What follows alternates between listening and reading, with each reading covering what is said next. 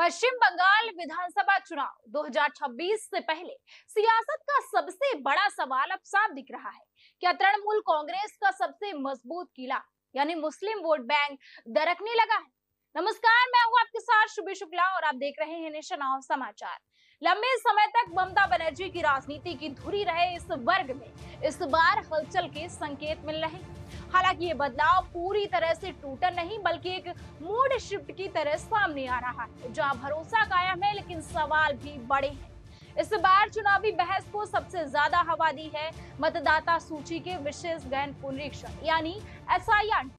लाखों नाम कटने की चर्चा और उसमें मुस्लिम मतदाताओं की अपेक्षाकृत ज्यादा हिस्सेदारी सीधे टीएमसी के कोर वोट बैंक को प्रभावित कर सकती है। चुनावी गणित साफ है, अगर 2 से 3% का भी वोट बैंक स्विंग होता है तो इसका असर सीटों पर भारी पड़ सकता है।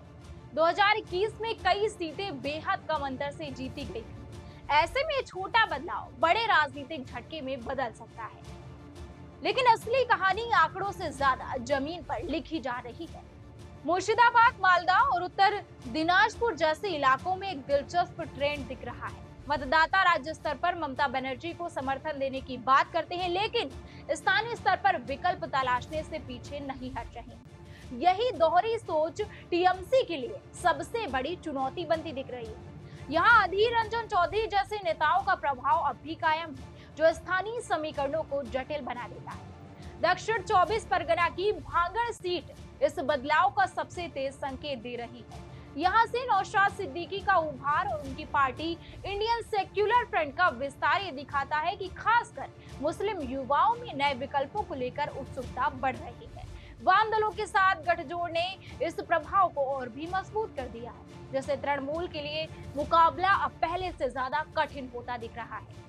इसी के साथ हुमायूं कबीर जैसे नेता मुस्लिम समाज के भीतर एक नई बहस को जन्म दे रहे हैं। क्या सिर्फ प्रतीकात्मक राजनीति काफी है या वास्तविक हिस्सेदारी की मांग जरूरी हो गई है?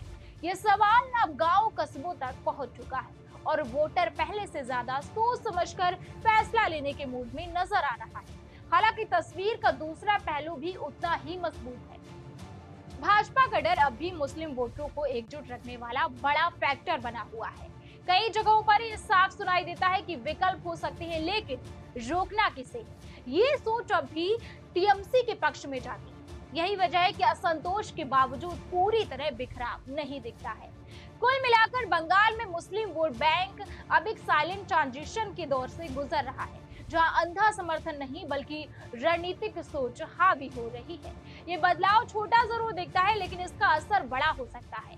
2026 का चुनाव इसी बदलते मिजाज की असली परीक्षा होगा।